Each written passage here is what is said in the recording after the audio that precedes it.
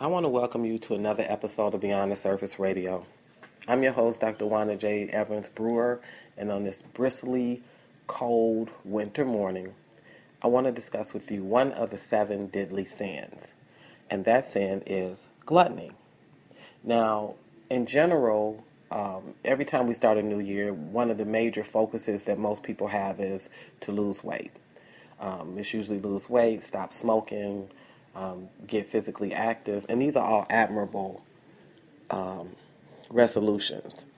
In reality, when you get to a certain age group, because much of what we do is sedentary, it kind of not needs to be a resolution, but kind of just built into your everyday life. That, at some point, we just have to accept that we have to eat better. We have to do better by our body. And I'm just as criminal as anybody else of, doing well and falling off, having a great regimen and then not sticking to it. But overall, I'm 47 years old and I'm relatively healthy. So, recently a friend shared with me about a former student of mine who's set to get married. And even in high school, he was morbidly obese. And I mean morbidly, like he could not have been under at least 400 pounds. A pretty congenial guy, fun guy, funny. But at the end of the day, he had an obesity problem. So the person that's marrying him, who's also a student, but she was not my student, but I'm aware who she is, was an average sized woman. And so over the years, they've continued to date. And I haven't taught high school since like '08. So they've continued to date, and they're set to be married. So the student that I'm close with, who shared it with me, he said, she's my cousin. And I asked her, are you sure this is what you want? And she's, she kind of got angry. What do you mean? Of course, yes, I want to be married with him. And so he asked me my thoughts, and I said, hey, she has to prepare for a life of sickness. She has to prepare because he's put on weight since high school, which most of us do. We leave high school, you're no longer a cheerleader, you're not playing football, you're not as active. And between less activity and honestly just the changing the hormones, the changing of your body, we tend to pack on the pounds. Your metabolism just slows down. So I said, wow. I said, this guy is bigger than he was in high school. I said, yeah. I said, well, she has to commit to sickness and illness with him unless she, loves him enough to get him to commit to a fitness and health program. He has to go into this marriage committed to wellness. And so one of the people listening to the conversation was like, oh, you're so mean. I said, no, I'm not mean. We have to remember that it's easy to call out the smokers, the alcoholics, the drug addicts. But one of the other deadly sins is gluttony. I said, we're not supposed to overeat. We're not supposed to allow food to become a god for us. And so, yeah, it's quick to say, to stand and argue about how horrible smoking is and you're going to get lung cancer, but the inability to control food brings on just a litany of problems, everything from high blood pressure, diabetes, stroke, gout, gastrointestinal problems. The list could go on. It's like if you are morbidly obese, you can't even get life insurance. The likelihood of you getting a life insurance policy is really, really low. That, like just with your, or if you get it, is the numbers are astronomical. I said she has to prepare for a life with him getting sick, because I think he's like 26 years old. And so, for most of us, we know once you get past about 25, maybe you'll make it to 30, your body starts to basically thump you. Like you just start to get little aches and pains. You start to notice a change in what you're able to do. And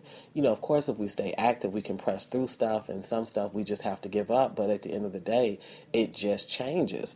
And so, I was explaining to my friend. I said, look, I'm not trying to be mean. I want her to really understand when she says she loves him, she has to be willing to demonstrate that in an entirely different way. The same way a woman who says, okay, I'm married to a drug addict or an alcoholic or a smoker, she has to commit to saying, I'm willing to do Al-Anon, or I'm willing to be a part of a Christian organization that deals with people with a background in addiction. She can't just go into that like they're just any old average couple.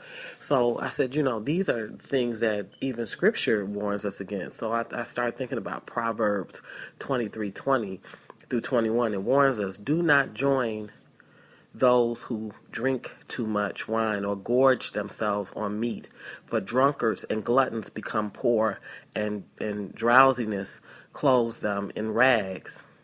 Proverbs 28:7 declares, he who keeps the law is a discerning son, but a companion of gluttons disgraces his father. Proverbs 23:2 proclaims, put a knife to your throat if you are given to gluttony. And what it's talking about is physical appetites. Physical appetites are an analogy for our ability to control ourselves. If we are able to control our eating habits, we are able also to control our other habits like lust, anger, fury, whatever it is, whatever it becomes sort of that bondage for us, we're able to do it. So, we're not supposed to let our appetites control us. We're supposed to be in control of our appetites. And of course, there's tons of other scriptures that really go into saying the same thing. And it amounts to the ability to say no to anything in excess is self-control. And self-control is one of the fruits of the Spirit. So I said, look, he's out of control. In order to be that big, that weight has to be sustained. And the way you sustain the weight is that you're constantly eating. It's not like you just was born 600 pounds. You're eating 10 pancakes, 5 hamburgers, 6 fries. You're drinking 2-gallon pops. Like we can only weigh as much as we're consuming. And it's a really odd thing, wherever Americans are at, you see gluttony. Even if you see pictures of us visiting France or visiting Canada, we're the biggest ones in the room. And, I used to sort of offset, just, being really being funny and mean-spirited. I would say, take some, you can take me, for that matter, and drop me in the middle, of Afghanistan, or drop me in the middle of Africa, where there's not this excessive amount of food, and within weeks, months, I would become svelte. I would lose the weight because there's nothing to sustain the weight. So it's not to batter him, it's to say, wow, if you want longevity with your wife, if you really love your wife and you want to be able to be here for your family, it also is part of, becoming a part of a marital unit. Take care of the temple that houses your spirit. Take care of that. And part of that is getting your flesh in control. Again, I needed to do this podcast because I just see so many people focus on smoking and drinking and drugs and alcohol. And at the end of the day, the biggest problem I'm seeing, particularly among my own group with black people, is the food is out of control. And we're convincing ourselves that we're thick when in fact we're fat, that we're pleasantly plump when we're obese, that it's okay to have a protruding stomach. They actually say when your stomach is once your girth gets to a certain size, especially for men, it's a heart attack stomach. That you can see that this is a person that has the potential to have a heart attack. I really wish them the best. I'm not pushing ill will on them, but I have lived long enough to know several couples that united, got together with one another. I've known a couple of people who both were morbidly obese. And then, we have that big profile person, Big Pun.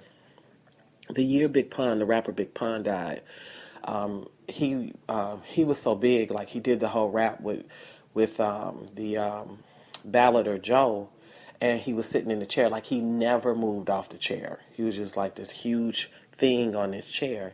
And, all of the hotties were dancing around him and singing and this, that, the other. But, he was talking about, he do this and that. He was describing all the stuff that he do with a woman sexually. And it's like, here's a man that cannot even get out of this chair. Well, I saw pictures of Big Pun prior to that video, and Big Pun was an average sized guy. Like he had been, like the picture I saw of Big Pun initially, he was maybe, 5'10", and he was about 190. That's a pretty nice weight, just a really sleek, handsome guy.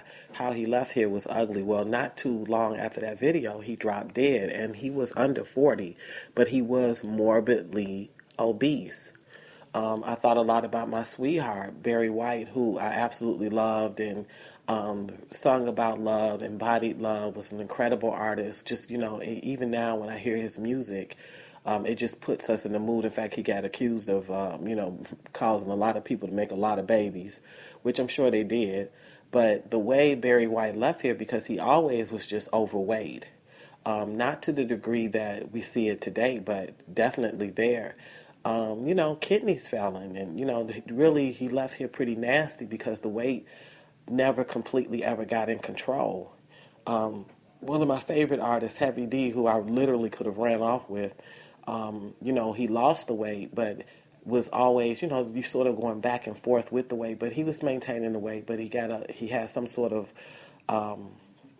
blood clot that killed him. But it was in that battle with those weight issues that, made his life vulnerable. And, again, he was like 42. I think about Luther Vandross, who was a yo-yo dieter. It was his yo-yo dieting that finally strained his heart, and eventually he had a stroke, and he never, recovered from the stroke. And it was those issues with fat. And just recently, even the singer Vesta, who was, morbidly obese, lost the weight, but not too long after that, I think she got maybe a couple of years of just freedom from the bondage of the weight, and then I think she had a heart attack. So we've seen it with even Nell Carter, an incredible entertainer, actress. We've seen high-profile people where the weight takes you. And usually I'm surprised if any of them make it to 50, 60. And when I say that, I'm saying not on multiple medications, not wearing a diaper, not back and forth to the hospital with tubes in you, but actually living life abundantly and richly the way God designed. So this isn't a personal podcast. It's an important podcast, and it's a conversation that needs to be ongoing.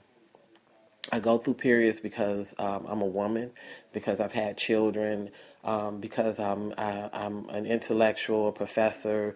Obviously, I do this radio show. I write. These are all sedentary things, so I have to really be mindful to build movement into my day.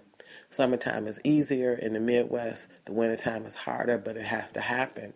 And again, and now I'm getting in that premenopausal state where the metabolism slows down even more. And so I have to fight harder for it. But at the end of the day, the fight is so worth it. The fight is so worth it. So, yeah, there's a lot of stuff I don't eat. I try my hardest to go toward living food as opposed to processed food. And I'm making a greater effort to cook in my own kitchen, work my crock pot, steam, bake, primarily because I can control how much I'm consuming, the amount of fat involved, whether or not there's any sort of extra preservatives, all this good stuff. I'm taking back control of me.